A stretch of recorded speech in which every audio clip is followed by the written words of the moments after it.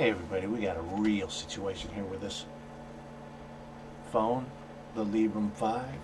This thing has been a real problem. I had to send it back in to get it fixed because the speaker didn't work, so I couldn't answer any calls because the ringer, I couldn't hear any calls because the ringer would never ring because the speaker wasn't working. So they gave me the runaround, and when I told them that I'm going to have to sue somebody because they're not making a good faith effort to honor their warranties or anything. Then they finally said, okay, we'll send you an RMA number. So they sent me, so I had to pay for shipping, and then they finally shipped it back about a week and a half or so, wasted time.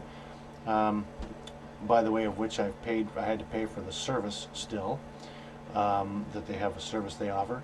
And so I'm thinking this is probably a psyop here because now this thing drops calls all the time.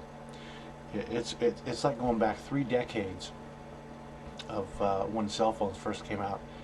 This thing has been a constant problem, especially when I go and I turn off all of the little switches on the side over here. Can you see those? I turn those things off, and I usually like to leave them off.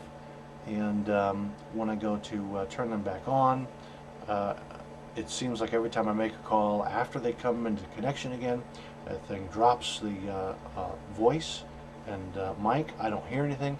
People don't hear me, but the connection's not dropped. Still showing 2 bars, but can't hear anything. And I think this is probably going to be more of an arrangement to really discourage anybody who wants to support the cause of trying to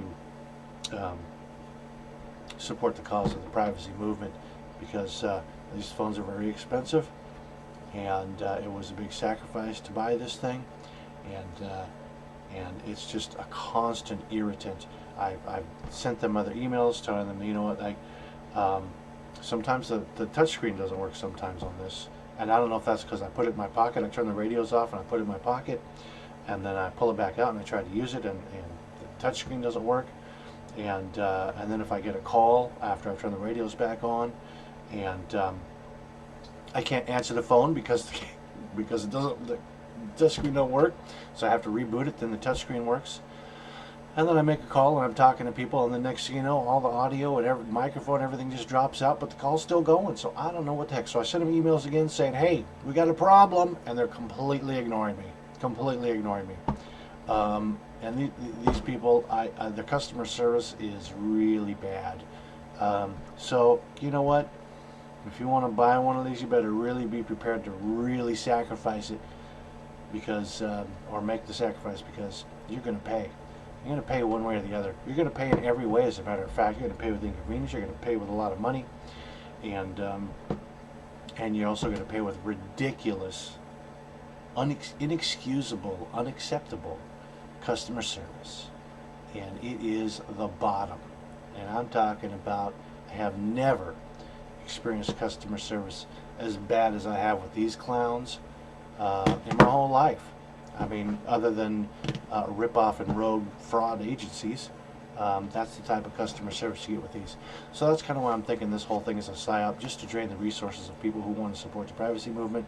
So just something to think about. If you get one of these, oh, one more thing to tell you. When I said I want a refund for this thing, they said, no, you don't get a refund because your contract states that you can't get a refund. So keep in mind, when you buy these things, look at the contract, because you're going to be screwed. There's nothing, you got no recourse unless you want to try to take them to court and sue them. So I'm just letting everybody know. I don't do this kind of thing very often. So anyways, that's my story.